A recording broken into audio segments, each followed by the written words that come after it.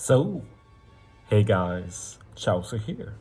So, we're going to be beating level 5 Arlong Grand Voyage, and I must say this was pretty unsatisfying. I'm going to be using the same thing that Rocinante from the JP side used. It's not like I copied a team.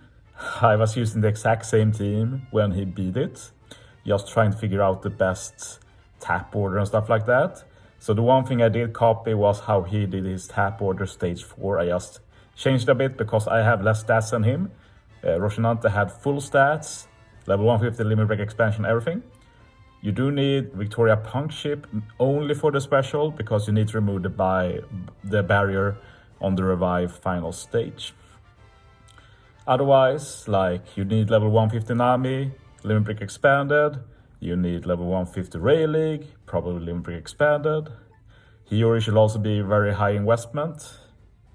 Luffy support on law, need to remove attack down final stage. You might not need this support actually Crocus. You could go as that support and bug stall 2 turns. We'll get to that later.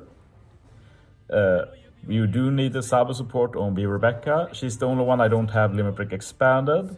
I do have her max investment though. I also don't have max attack CC. I have 198 instead of 200.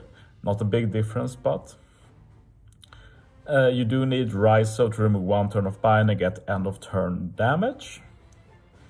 And you do need the Brook to remove 2 extra turns of paralysis as well as 2 turns of the spear on the final stage. And this is really what I dislike about this. It's so hard to see replacements for the future. The closest is basically Law and Ray League, but they are still very hard to replace and they are the biggest damage dealers in terms of stats. But anyway, let's jump into it. After this level 5, I'm going to focus on level 1, 2 and 3 basically. I doubt we can do anything special for level 4, but we'll see what can happen there. I'm going to use one strat different than Rocinante here. I'm going to tap with Nami or anybody, and after you've tapped, you restart the game.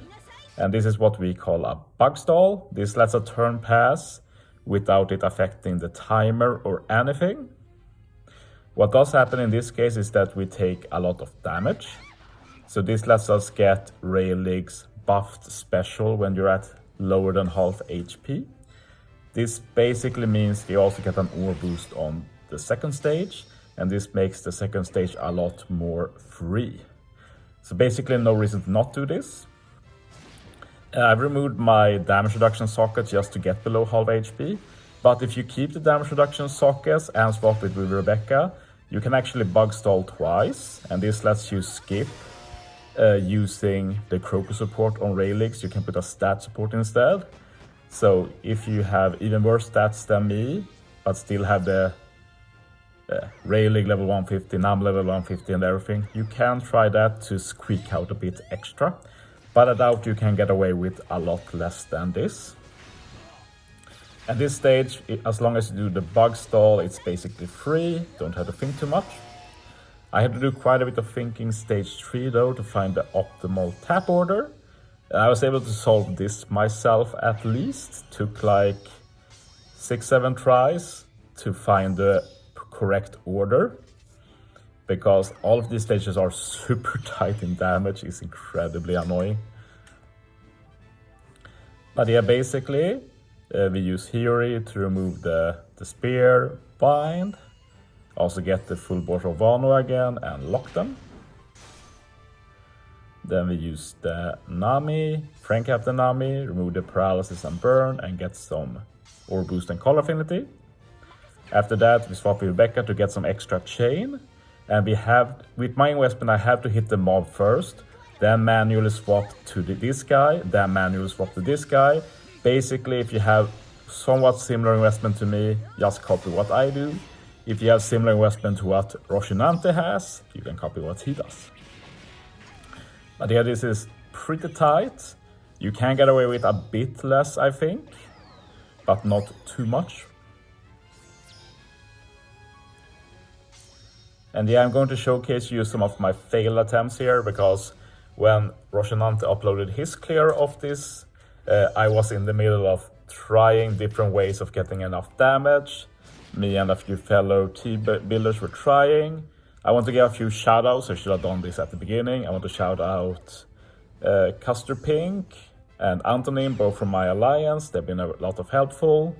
Shoutouts to Gin as well for a lot of good input, and everybody else who had any input to give. Don't feel like naming every single person. But yeah, here's some fail attempts where I tried to solve what is the best order to hit in. So that one didn't work, of course. Then you just have to redo everything again. Try another order. And this time I tried to hit with Yuri first and see if I can kill with 3 hits Hatchan. Didn't work, then we know that. And it's around here that Roshinante leaked his video, so I tried it. I made a few adjustments though. I hit with Rayleigh 4th here. But as you see, there's crit RNGs. If you don't crit, you don't do enough damage. You have to redo the run. But yeah, let's take it from the beginning. The way Roshinante did was that he finished with Law and Rayleigh, the big hitters, to kill the mobs. But that doesn't work for me with my lower investment. So I tried to hit with Rayleigh 4th instead, so he does the most damage he can to Hatchan. And it worked. And I actually hit last with Viveka, which is my least invested unit, no Limerick expansion or anything. But Viveka was able to kill the final mob last in the chain. Really clutch. I'm very happy she did. I did not feel like giving her a key, to be honest, just for this. But yeah, on to final stage. I had to do final stage 3 times. I did not look here because I felt like we have a lot more investment here. Like Law extends the attack and ore boost, so we keep them. Nami gives the color affinity. So I feel like we have a lot of buffs. I know we need to hit the mobs first. And I did notice it is cool that Hiyori kills the first mob, and that might mean that Hiyori actually needs quite a bit of investment, because if you don't kill the first mob with Hiyori, you're basically screwed. One thing with Hiyori is that we usually hit first with her because she applies the resistance reduction on the enemies to do a bit more extra damage, and that's crucial in tight stages like this. But yeah, Hero first, then I hit with my hardest hitting unit, which is Rayleigh, and pray that the others could do enough damage to Arlong. And thankfully it was just enough. And you're going to see this very ridiculous revive here, when Arlong just blows away everything but the captain. And we removed the barrier with the ship special, and then just 1 KO. Arlong literally just has 10 HP here, so very easy kill. But yeah, that's it for this Grand Voyage. Thanks for watching, guys. See you next time.